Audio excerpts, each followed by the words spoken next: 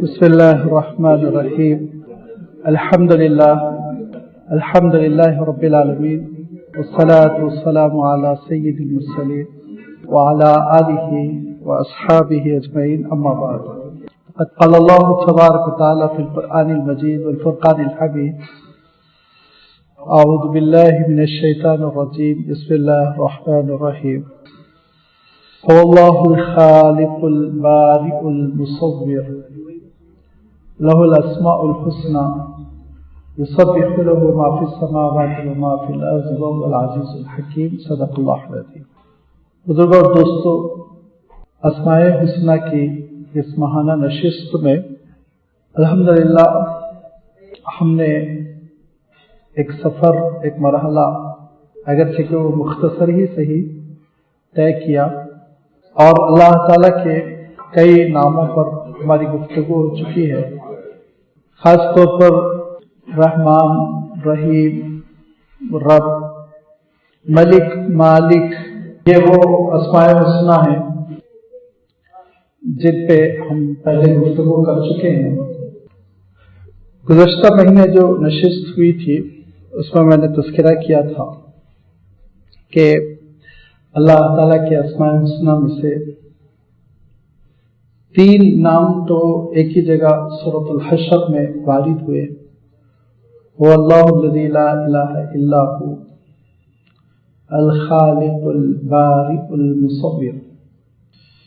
اور ان 3 ناموں سے مشابہت رکھنے والے، مفہوم کے اعتبار سے قریب ترین اور 2 بھی ہیں. ایک ہے فاطر السماوات والارض، اور دوسرا ہے بدیع السماوات والارض.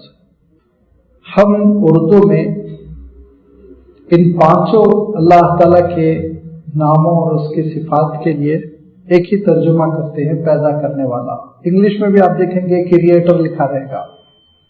خالق، باری، مصور، بدیع، فاطر، یہ 5 الفاظ کا جو مفہوم ہمارے ذہنوں میں ہے وہ یہ کہ پیدا کرنے والا. لیکن عربی کے اعتبار سے اس میں بڑی تفصیل ہے. قرآن مجید میں اللہ تعالیٰ نے جب ان ناموں کو استعمال کیا، اپنی ان صفات کا تذکرہ کیا، تو آپ دیکھیں گے کہ اللہ تعالیٰ نے سائنس کی ایک دنیا ہمارے اور آپ کے سامنے پیش کری تھی. اس سائنس کی دنیا کا نہ میں احاطہ کر سکتا ہوں ٹیکنیکلی، اور نہ شاید ہماری یہ مجلس اس کو ایفورٹ کر سکے گی. بڑی سائنٹیفکلی ٹرمز ہے، اس میں بڑی نزاکتیں ہیں. میں سیدھے سادے الفاظ میں تشریح کرنے کی کوشش کروں گا کہ خالق، خلق، یخلق، خلقو، خلقو، مخلقہ، اختلاق، یہ پورے وہ الفاظ ہیں جو خا، لام، قاف اس ٹریلیٹرل روٹ سے نکلے ہوئے ہیں، سہ حرفی جڑ سے. اور مفہوم کیا ہے؟ خلقہ، پیدا کرنا جو ہم ترجمہ کرتے ہیں. خلقہ، اس نے پیدا کیا. خالق، پیدا کرنے والا. دیکھیے اس کا مفہوم ہے معدوم کو وجود دینا. کسی چیز، کوئی ایگزسٹ چیز ہی نہیں ہے، اس کو وجود دینا، وجود میں لانا، یہ ہے خلقہ کا مفہوم. اس میں جو خالق ہوتا ہے اس کو جو چیز وہ بنا رہا ہے، پیدا کر رہا ہے، اس کا مٹیریل بھی وجود میں لانا پڑتا ہے. مٹیریل وجود میں لانے کے بعد اس کو جو چیز وہ پیدا کرنا چاہ رہا ہے، جو پروڈکشن پیش کرنا چاہ رہا ہے، اس کے لیے اس مٹیریل کو سازگار بھی کرنا پڑتا ہے، سوٹیبل بھی بنانا پڑتا ہے. جو خلقہ، پیدا کرنے کا عمل کر رہا ہے، عربی کا لفظ جو خلقہ ہے، اس میں یہ بھی مفہوم ہے کہ اس مٹیریل کو سوٹیبل کر لینے کے بعد، مناسب حال کر لینے کے بعد ضرورت بھر الگ کر لینا، یہ بھی مفہوم ہے. اس کو میں ایک مثال دے دوں گا آگے. ضرورت بھر الگ کر لے کر جس مقدار میں جو چیز بنانی ہے، جو پروڈکشن تیار کرنا ہے، اس کو ڈیزائن کرنا، یہ بھی خلقہ میں آ جاتا ہے۔ اور آپ مثال یوں لے لیجئے، بار بار میرے ذہن میں کمہار کی مثال آ رہی، مگر ہمارے لڑکے سمجھیں گے نہیں کہ کمہار جو دیہات میں مٹی کا گارا تیار کرتے تھے، پھر اس کے بعد ضرورت بھر مٹی لیتے تھے، پھر اس مٹی کو گھڑے کا ڈیزائن دیتے، سوراہی کا ڈیزائن دیتے۔ تو یہ ذرا میں سمجھتا ہوں شاید نئی جنریشن کے لیے آؤٹ آف ڈیٹ ہو جائے گی یہ چیز۔ اب ذرا کارپینٹر کو دیکھیے، کوئی بھی کارپینٹر جو لکڑی کا کام کر رہا ہے، لازمی بات ہے وہ خالق نہیں ہے، اسی لیے مٹیریل تو وہ نہیں پیدا کر سکتا بیچارہ، مٹیریل تو اللہ تعالیٰ نے پیدا کر دیا، لیکن وہ مٹیریل کو لینے کے بعد سب سے پہلے وہ درخت کے اس تنے کو، لکڑی کے اس ٹکڑے کو اپنے مطلب کا بنائے گا، اس کو اطراف سے کاٹے گا، تختے کی شکل میں اس کو شیپ دے گا۔ اب اس کے بعد اس کو ڈیزائن کرنا ہے کرسی، اس کو ڈیزائن کرنا ہے ٹیبل، تو ضرورت بھر اس کے پائے کاٹے گا، ضرورت بھر اس کے تختے کاٹے گا، چیرے گا، چیرنے کے بعد الگ الگ کرے گا، اور اس کے بعد جو وہ چاہ رہا ہے ڈیزائن کرے گا، ڈیزائن کرنے کے بعد وہ چیز تیار کر دے گا۔ ایسے ہی یہ تخلیق کا عمل ہے کہ اللہ تعالیٰ نے جو چیز پیدا کی وہ ہم مخلوق پر غور کریں، اللہ تعالیٰ نے ایک ایک مرحلے میں پیدا کیا، وہ ہم کو سمجھ میں آئے گا۔ سب سے پہلی چیز ہم یہ سمجھ لیں، بدیع السماوات والارض، اللہ تعالیٰ نے اپنی یہ جو صفت بیان فرمائی، اس کے معنی یہ ہے کہ اس پیدا کرنے والے کے سامنے پہلے سے اگزامپل نہیں تھا۔ ہر چیز بنانے والے کے سامنے ماڈل ہوتا ہے، یاد رکھیے، جب تک کہ ماڈل نہ ہو وہ کسی چیز کو نہیں بنا سکتا، اس کے لیے پریشانی ہوتی ہے۔ لیکن اللہ تعالیٰ کے سامنے ماڈل نہیں تھا، کسی انجینئر نے یہ پیپر پہ نقشہ نہیں پیش کیا تھا کہ ایک سورج ہوگا وہ چمکے گا، اور ایک دنیا ہوگی اس کے اطراف گھومے گی، وہ گول ہوگی، اس کے اطراف چاند بھی دوڑے گا۔ کسی نے اللہ تعالیٰ کے سامنے ماڈل نہیں دیا تھا، یہ ماڈل خود اللہ تعالیٰ نے بنایا، اسی لیے فرمایا بدیع، کیونکہ بدع کے معنی ہوتے ہیں عربی میں با دال عین، اس کے معنی ہوتے ہیں بالکل نیا کام شروع کرنا۔ اسی لیے آپ نے ایک لفظ بہت سنا ہوگا، ہم لوگ جھگڑا بھی کرتے ہیں، بدعت، دین میں نئی ایجاد کے لیے یہ لفظ استعمال کیا جاتا ہے۔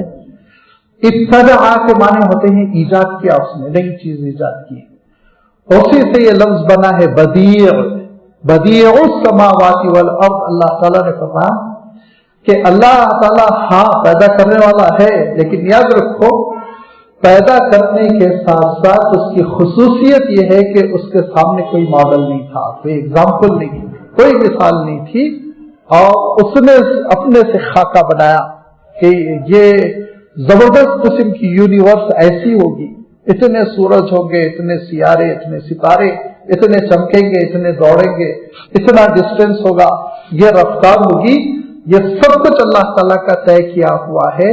لہذا وہ پیدا کرنے میں کسی کی تقلید اور کسی کے پیچھے پیچھے نہیں چل رہا ہے، اس کی اپنی ایجاد ہے۔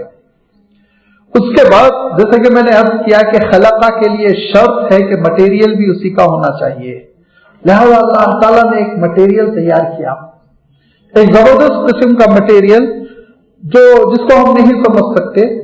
ہمارے سمجھانے کے لیے اللہ تعالیٰ نے دخان کا لفظ استعمال کیا، جیسے کہ ایک دھواں تھا، ایک کلاؤڈ تھا، جیسے کہ ایک بادل تھا۔ اب جہاز میں سے جب جاتے ہیں تو آپ نے دیکھا ہوگا بادلوں کو چیرتے ہوئے آپ کا جہاز نکلتا ہے، ایک دھواں جیسے نظر آتا ہے۔ ایسے ہی اللہ تعالیٰ نے ایک چیز پیدا کر دی، یہ مٹیریل ہے جو اللہ تعالیٰ نے پہلے تیار کیا، اور اس مٹیریل کے سلسلے میں اللہ تعالیٰ ارشاد فرماتا ہے کانتا رتقا، سب ایک تھے، ملے ہوئے تھے، پھر ففتقناہما، اللہ تعالیٰ نے ان دونوں کو علیحدہ کیا، چیر کے کاٹ کے اپنی ضرورت کے مطابق اللہ تعالیٰ نے چیزیں الگ الگ کی، اور اسی کاٹنے کے عمل کو فاطر کہتے ہیں۔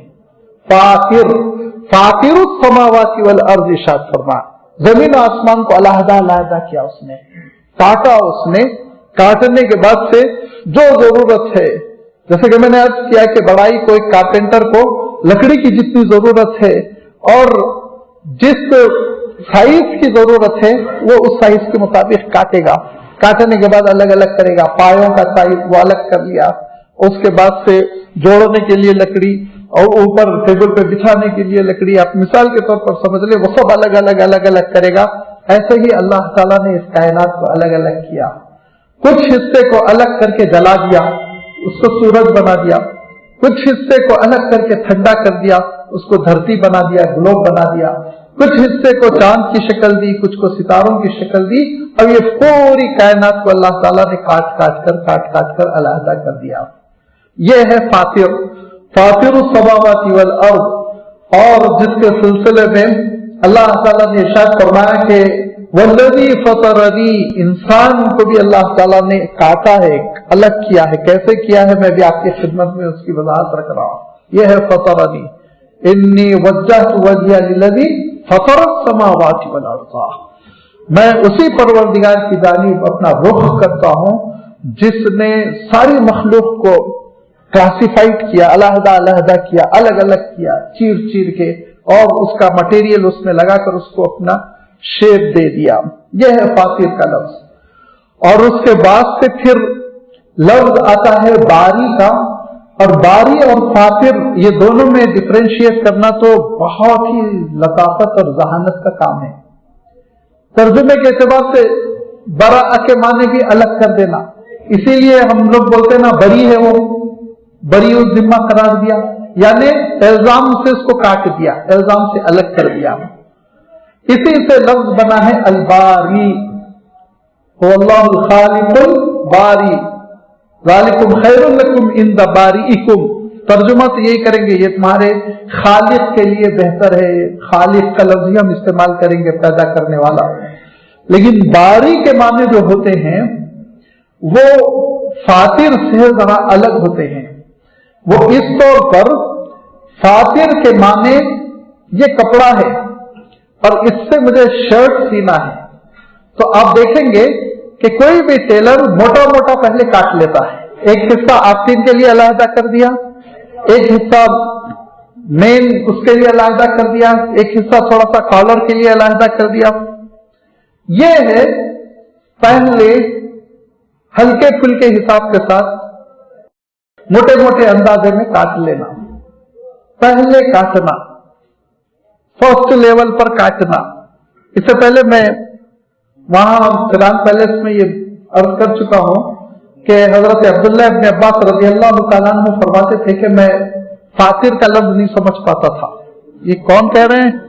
हजरत अब्दुल्लाह इब्न अब्बास, जिनको हुजूर अकरम सल्लल्लाहु अलैहि वसल्लम ने तर्जुमानुल कुरान बताया, वो हजरत अब्दुल्लाह इब्न अब्बास फरमाते हैं कि मुझे लफ्ज फतरा फातिर नहीं समझ में आता था। एक मरतबा दो देहाती लड़कर मेरे पास आए, वो दोनों की लड़ाई ये थी, कुआं, मेरा कुआं है तुम्हारा कुआं है, हैदराबादी जबान में बाउली जिसको आप कहते हैं, ये कुआं मेरा है, ये कुआं तुम्हारा है। ये केस लेकर हजरत अब्दुल्लाह इब्न अब्बास के पास आए। एजेड हो चुके थे, बुजुर्ग थे वो, तो फैसला कराने आए।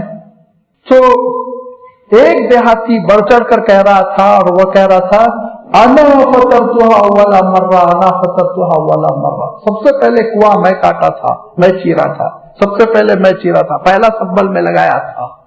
तो हजरत अब्दुल्लाह इब्न अब्बास कहते हैं यहां मैं समझ गया कि अपने काम के लिए पहली मर्तबा किसी चीज को अलहदा कर लेना, ये फातिर। अब इसके बाद से इस कपड़े को उसने डिस्ट्रीब्यूट कर लिया, आस्तीन का ये हिस्सा है, कॉलर का ये हिस्सा है, और बाकी दीगर जेब के लिए इतना कपड़ा। उसके बाद फिर वो अपने टेप से बराबर बराबर नजाकत के साथ सही मिकदार में काटते हुए जोड़ता जाएगा। तो ये बिल्कुल बराबर बराबर डिजाइन करना, ये है बारी, ये है बारी, यानी सही साइज के मुताबिक काटना। पहली मर्तबा मोटा मोटा काट लिया, ये फातिर। फिर अपने साइज के मुताबिक पूरी नजाकत के साथ, पूरी आइडेंटिटी के साथ कि अब ये आस्तीन है तो ये आस्तीन ही बनेगी, इस लिहाज से काटना, ये बारी का अमल हो जाता है। लिहाजा अल्लाह ताला इरशाद फरमाता है कि अल्लाह ताला फातिर भी है, बारी भी है। और फिर इरशाद फरमाया तीसरी चीज, वह है मुसव्विर, जिसके माने डिजाइनर। डिजाइन भी दिया, शेप भी दिया, जिसको जो शेप देना है वो शेप दिया। और मुसव्विर वो ऐसा है, शेप देने वाला ऐसा डिजाइनर है कि अगर आप इंसानों में ले ले, हर इंसान को अपना शेप देता है, कोई दो इंसान को एक शेप नहीं देता। कभी कभी एक ही झोल में दो बच्चे पैदा होते हैं, जुड़वा, ट्विंस, लेकिन हो सकता आपको गलतफहमी हो रही हो, दोनों बहुत मिलते जुलते, लेकिन मां को नहीं होती। मां को मालूम है कि इसमें जायज कौन है, बकर कौन है। क्यों? इसलिए कि पैदा करने वाले ने, अल्लाह ताला ने दोनों के शेप में फर्क रखा है, याद रखिए। वो बहुत ही यानी नाजुक किस्म का, बहुत कलील किस्म का फर्क है, लेकिन है। वो मां समझ लेती है, फिर बाप समझ लेता है, धीरे धीरे आप भी मानूस होंगे, आप भी समझने लगेंगे। तो ये अल्लाह ताला जो नक्शा देता है, शेप देता है, और अल्लाह ताला जो इंसान के नक्शो निगार इनायत फरमाता है, वो सब अलहदा है, वो मुसव्विर है। हर एक को वो तस्वीर देता है, सूरत देता है, शक्ल देता है। यह है अल्लाह ताला की पांचों सिफात। इनको समझने के लिए, जैसे कि मैंने अर्ज किया कि अगर हम मखलूकात में से कोई एक मखलूक ले लें तो हमको बात समझ में आती चली जाएगी।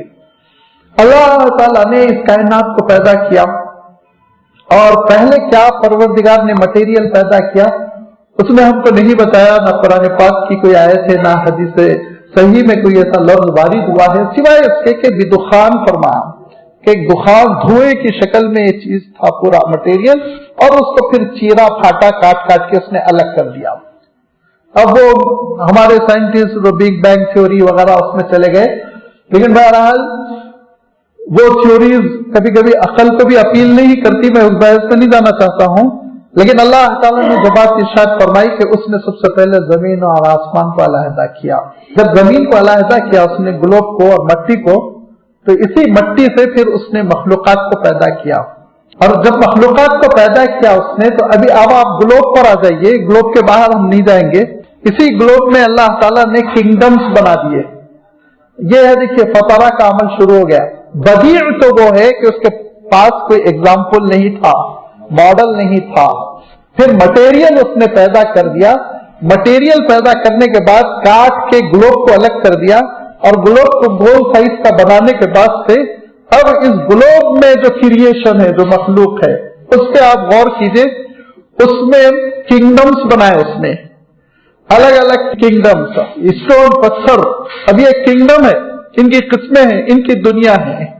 और फिर इसी के साथ साथ अल्लाह ताला ने बहुत सारी अलग अलग फैमिलीज पैदा की। फैमिलीज भी नहीं, फैमिलियों का जो मजमुआ होता है उनको किंगडम कहते हैं। उस किंगडम में आप देखेंगे कि एक किंगडम है जिनमें जान होती है, किसी भी मानों में। थोड़ी सी जान दरख्त में भी है, फोटोसिंथेसिस है, कार्बन डाइऑक्साइड लेते हैं, वो ऑक्सीजन छोड़ते हैं, हमारे बराक हम लोग ऑक्सीजन लेते हैं और कार्बन डाइऑक्साइड हम निकालते हैं। फीलिंग भी है, याद रखिए, दरख्तों में। और बाज दरख्तों में फीलिंग इतनी है कि अगर आप दरख्त को पकड़ लेंगे तो मुरझा जाएंगे, है ऐसे। डोंट टच किस्म के प्लांट्स है। और आपको मालूम होना चाहिए, बाज ऐसे दरख्त भी हैं कि उसके करीब जब कोई जानदार पहुंच जाता है, कोई बकरा पहुंच जाए, इंसान पहुंच जाए, तो उसको चिमट जाते हैं, उसको खून चूस लेते हैं। है ये दुनिया में कोई ऐसी अजीब बात नहीं, नादिर बात नहीं है। आप चले जाइए किसी भी वेबसाइट पे, आप चेक कर लीजिए, गूगल पे जाइए, चेक कर लीजिए। सिर्फ गूगल पे दीनी मसाइल थोड़ी, साइंसी मसाइल भी चेक करना चाहिए कभी कभी। तो जिसमें जर्रा बराबर जान है, वो एक किंगडम मानी गई, और उसके फिर 5 शाखें निकली। उसकी 5 शाखें अल्लाह ताला, अब ये फातिर अलग अलग काट रहा है 5 शाखों को। ये फतरा का अमल है, देखिए। और उसमें एक शाख तो है मनीरा, जिसमें बैक्टीरियाज आते हैं।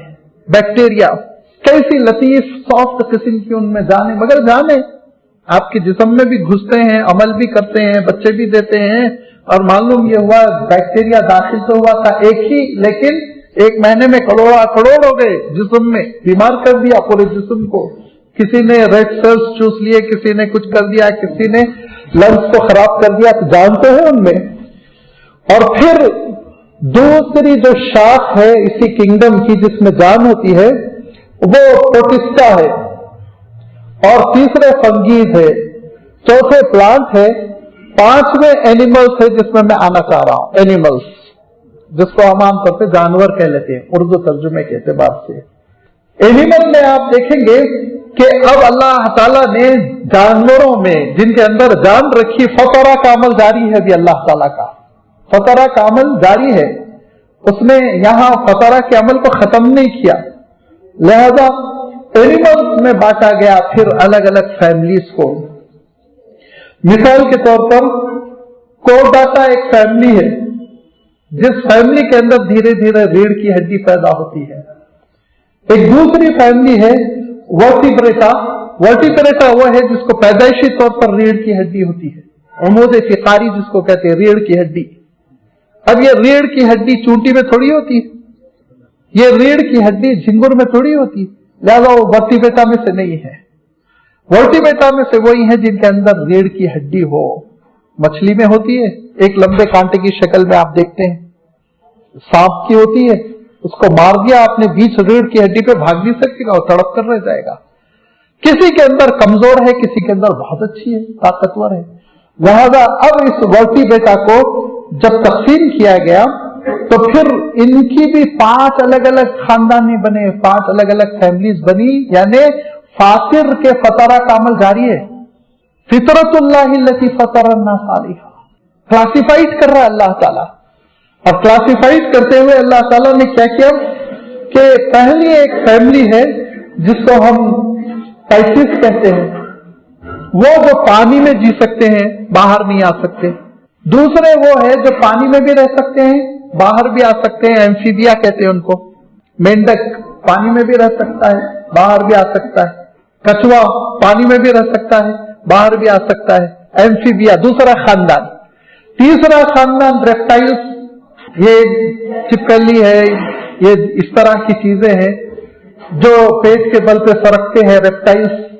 चौथा खानदान एविएशन, आपके सामने परिंदे जो फिजा में उड़ते हैं।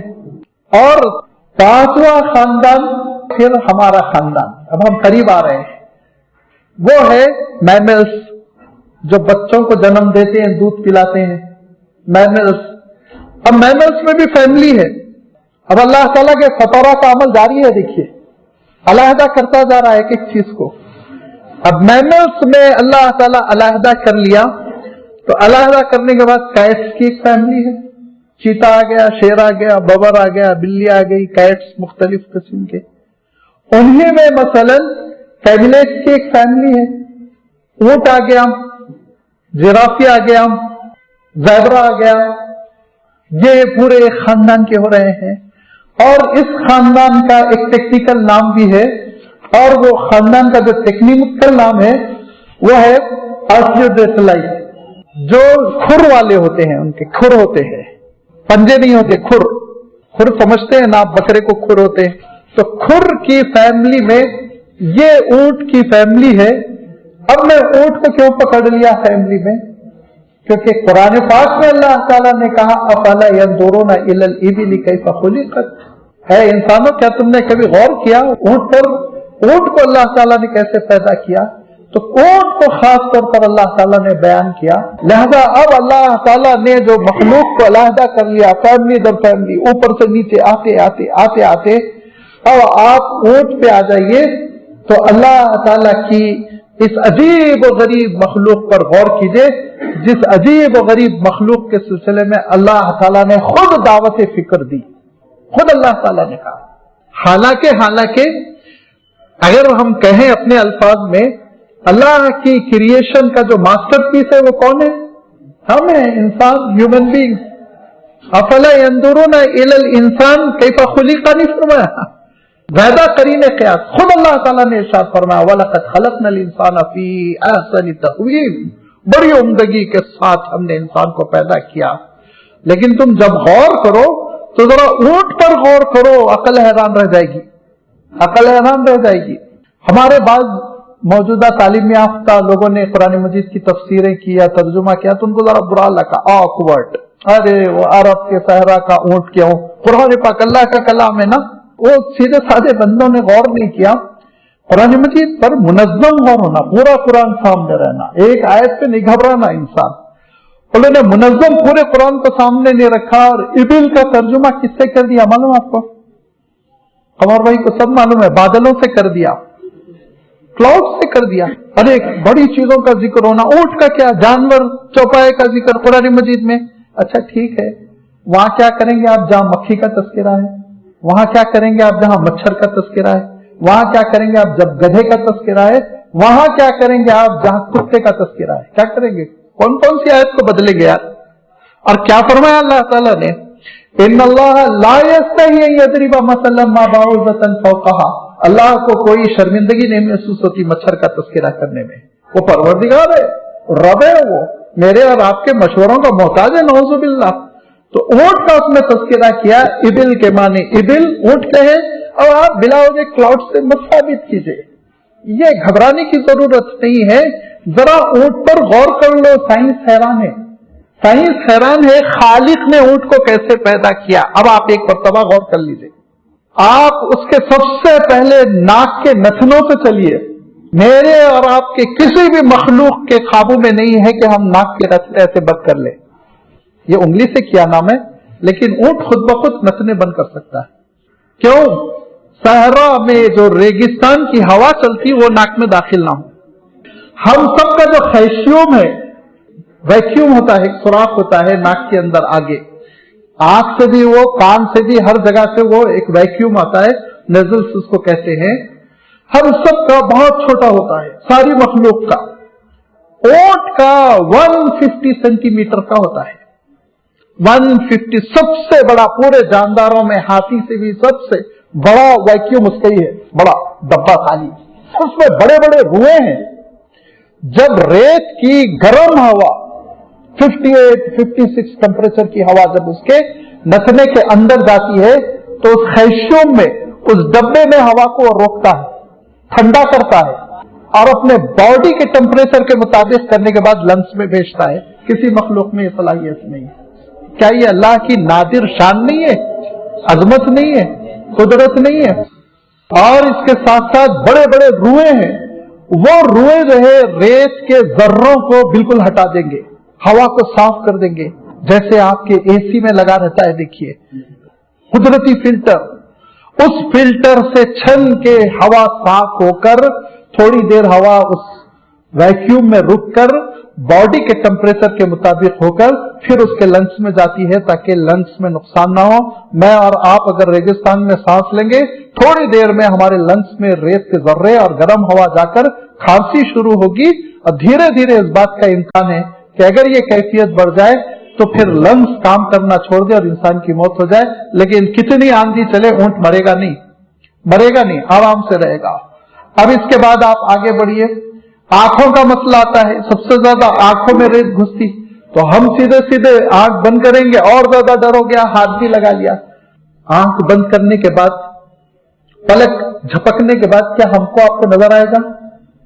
लेकिन अल्लाह ताला का करिश्मा देखिए, ऊंट के दो पलक है, दो पलक है ऊंट के। एक पलक चमड़े का है जैसा हम लोगों का होता है कॉमन, उसके नीचे एक पलक है जो ट्रांसपेरेंट है, जो ट्रांसपेरेंट है, प्लास्टिक की तरह है, जैसे कि पॉलिथीन की थैली होती है, वो नीचे गिरा लेता है, उसके बावजूद उसको नजर आता है, थोड़ा सा धुंधला होता है लेकिन नजर आता रहता है, देखता रहता है। रेत अंदर नहीं जा रही है, नीचे का शीशा उतार लिया, वो देख रहा है बराबर, कोई खतरा तो नहीं बढ़ रहा है। क्या अल्लाह ताला की शान है, आपने सोचा? अफला यंजुरून इलल इबिल कैफा खुलिक़, हकीर समझते ऊंट को, देखो हमने ऊंट को कैसा पैदा किया। आलम यह है, अब जरा आप उसके चेहरे से आगे बढ़िए, उसके होंठ को आपने देखा होगा, ऊपर का होंठ दो अलग अलग है, ये कटा हुआ है, ये दो अलग अलग है। ऊंट के होंठों पे आप गौर कीजिए, नीचे का एक है और ऊपर के दो अलग अलग है, दो है, तीन होंठ होते हैं ऊंट के, होंठ तीन है। क्यों? इसलिए कि सहरा में उसको बड़े बड़े कांटीदार पौधों को खाना होता है, बड़ा हिस्सा ऐसा खोल के वो पूरा पूरा पौधा मुंह में लेता है, और उसकी जबान ऐसे चमड़े की है जिसपे कांटे नहीं चुभते, और सख्त तरीन पौधों को चबा लेता है, आसानी से चबा लेता है, और उसका तालू नाजुक नहीं है, उसका तालू बहुत सख्त है, उसमें कांटे नहीं चुभते, लिहाजा वो ऐसे मोटे मोटे पौधों को चबाकर उनको आराम से हजम कर लेता है। अब आगे बढ़िए आप, پانی کا مسئلہ کتنا اہم ہے، اور پانی ہم اور آپ، اگر ہمارے اور آپ کے جسم میں پانی ختم ہو جائے تو موت کا اندیشہ پیدا ہو جاتا ہے. آپ ڈاکٹر کے پاس بھاگتے ہیں، گلوکوز چڑھایا جاتا ہے، کیا کیا ہوتا ہے، ذرا سا پانی نکلا. اونٹ کے ساتھ ایسے ایسے مسئلے ہیں، عقل حیران رہ جاتی ہے. سب سے پہلی بات یہ کہ کتنی گرمی ہو پسینہ نہیں آتا اونٹ کو، نو پسینہ نہیں آیا تو پانی جسم سے نہیں نکلا، سیف ہو گیا.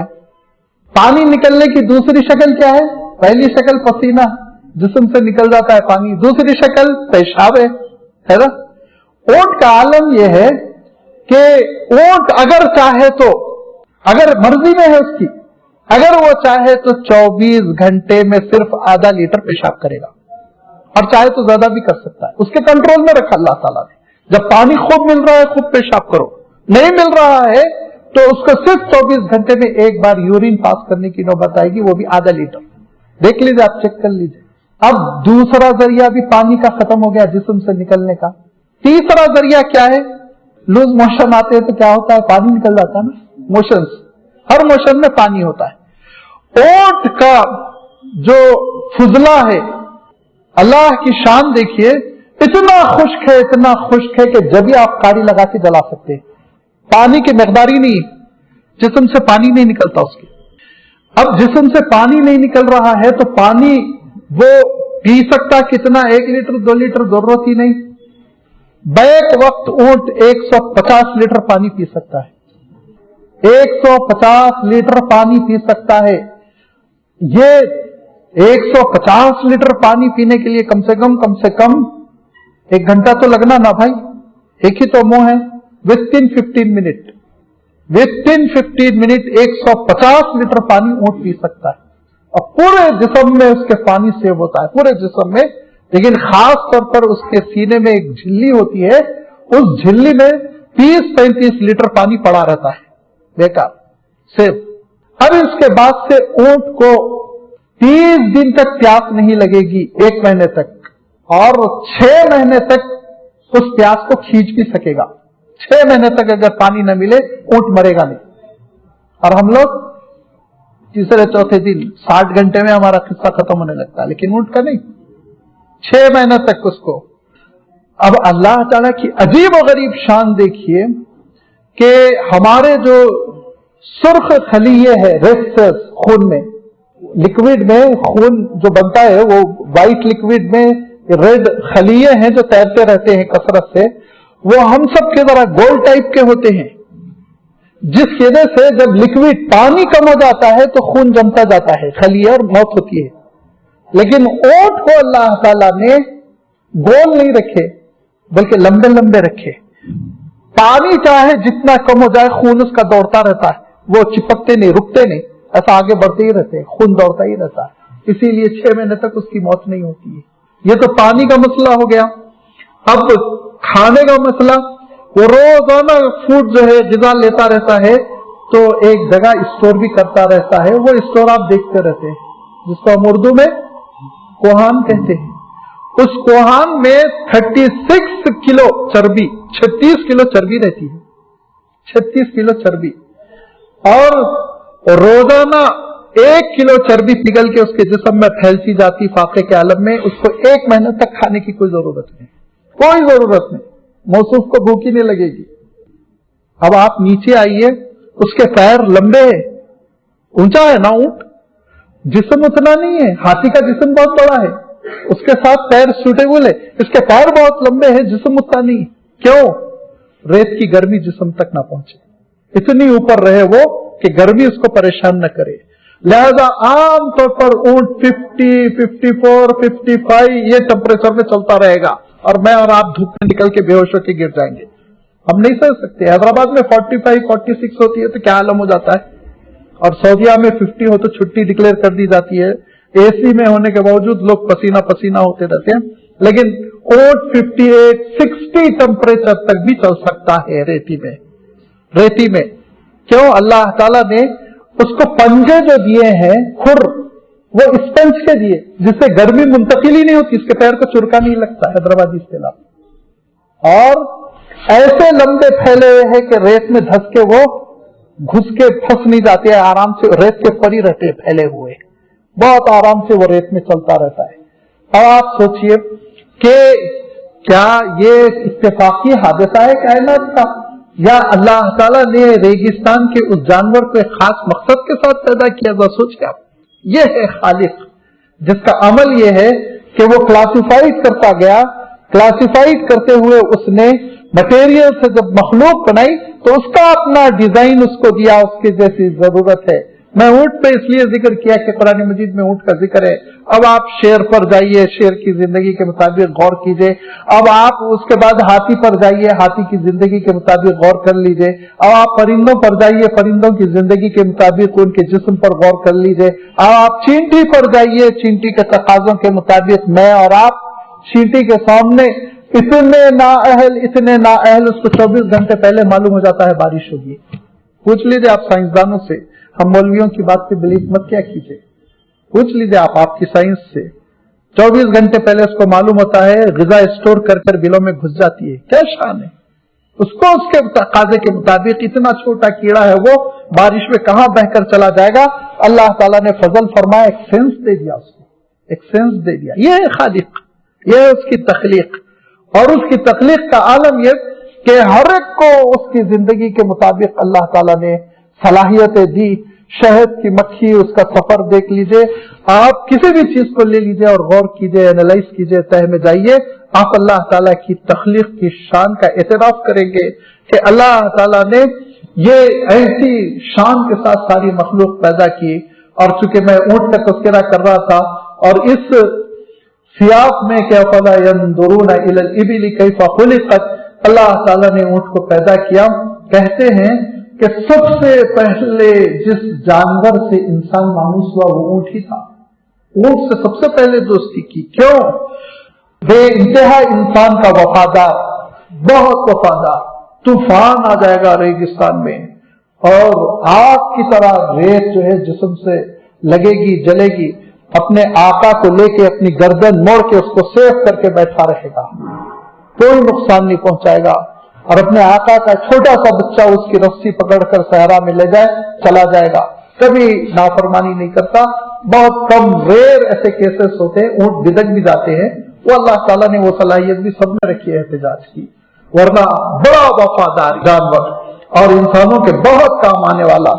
سامان اس پر منتقل کر لیجئے، سواری آپ اس پر کر لیجئے، دشمنوں سے اس کو بھیڑا دیجئے، اور اس کے بعد کچھ نہیں، سب غلہ اللہ غائب ہو گیا، ختم ہو گیا، قحط کچھ نہیں رہ گیا۔ اس وفادار کو بیچارے کو لٹائیے، اور لٹانے کی بھی ضرورت نہیں، کھڑے کھڑے اس کے سینے میں آپ خنجر ڈالیے اور اس کا ذبح کیجئے، اس کا گوشت کھا لیجئے، اس کا پانی پی لیجئے، اس کے چمڑے سے، اس کے کھر سے، اس کی چکنائی سے، چربی سے، ہر چیز سے آپ استفادہ کر لیجئے۔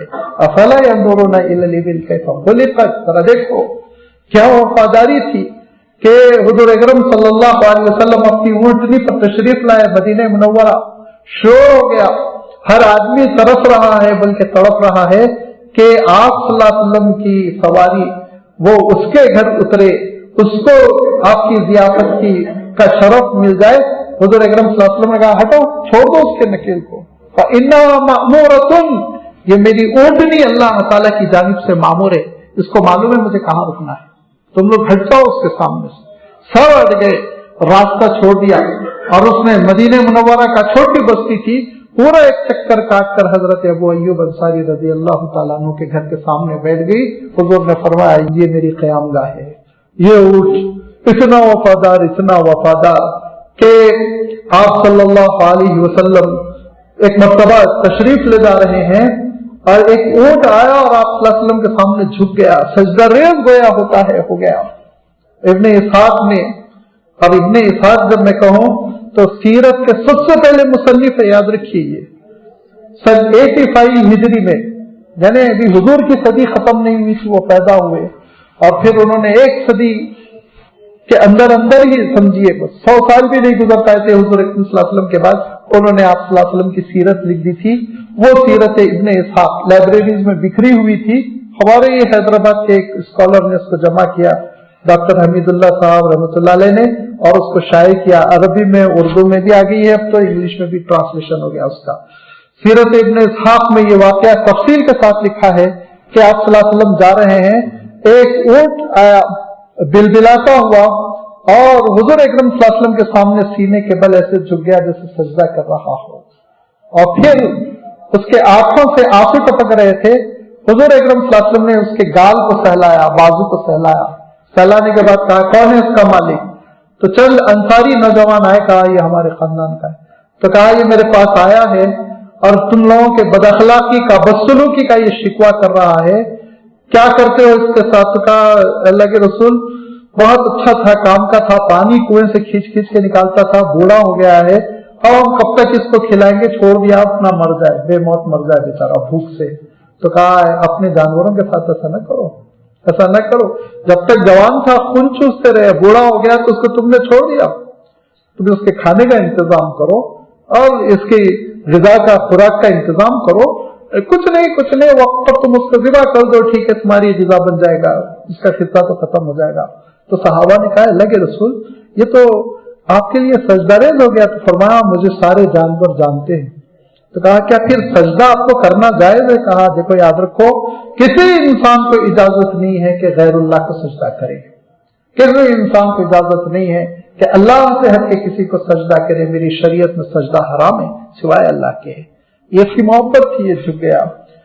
ये ऊंट, इसका आलम ये है कि आप अंदाजा कर सकते हैं कि जिस ऊंट के सिलसिले में हम ये समझते हैं कि एक बेजान सा जानवर है, क्या बेजबान, इसकी जबान होगी कुछ बोल सकेगा, लेकिन वो वक्त भी आप याद कर लीजिए कि अल्लाह के रसूल सल्लल्लाहु अलैहि वसल्लम सारी कामयाबियों के बाद आखिरी हज करने के लिए, हज्जतुल विदा के लिए तशरीफ लाए हुए हैं।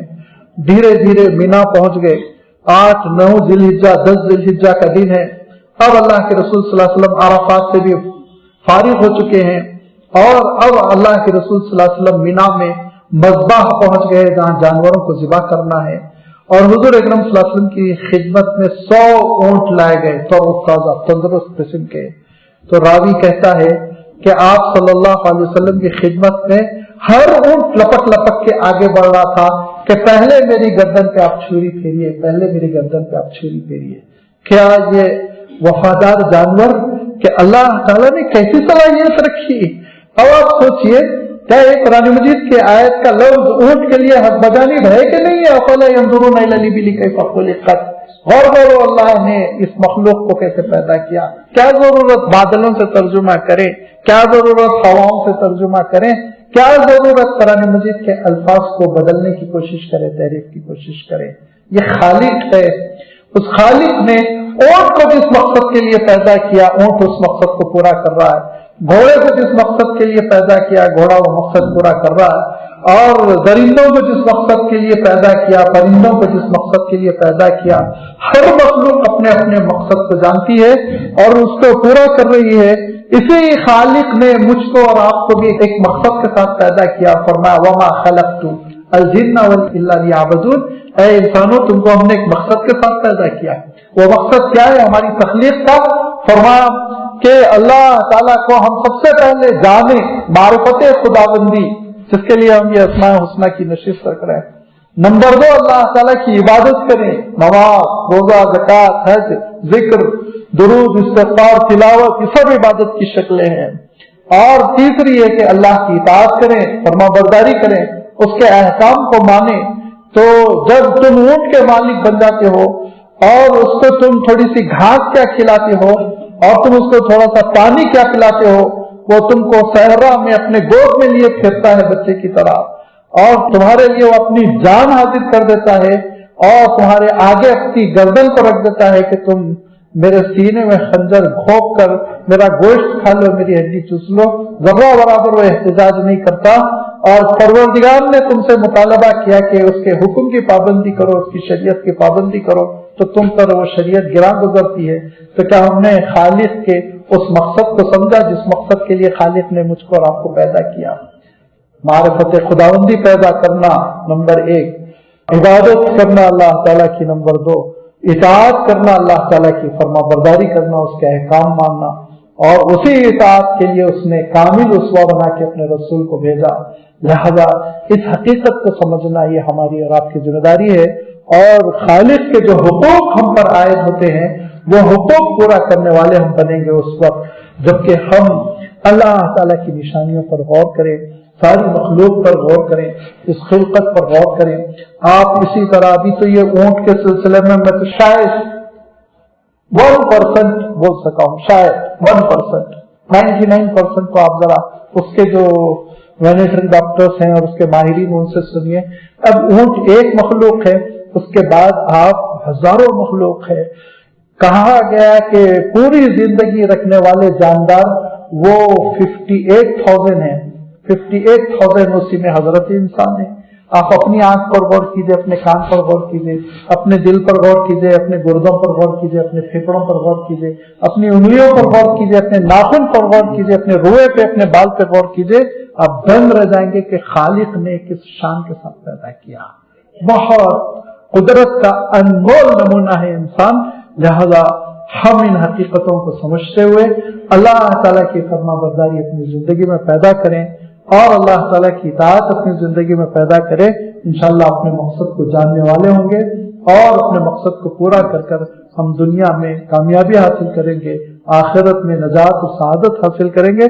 اللہ تعالیٰ ان اسماء الحسنی کو سمجھنے کی توفیق عنایت فرمائے اور ان کے تقاضوں پر ہم سب کو عمل کرنے کی توفیق عنایت فرمائے. وآخر دعوانا ان الحمد للہ رب العالمین.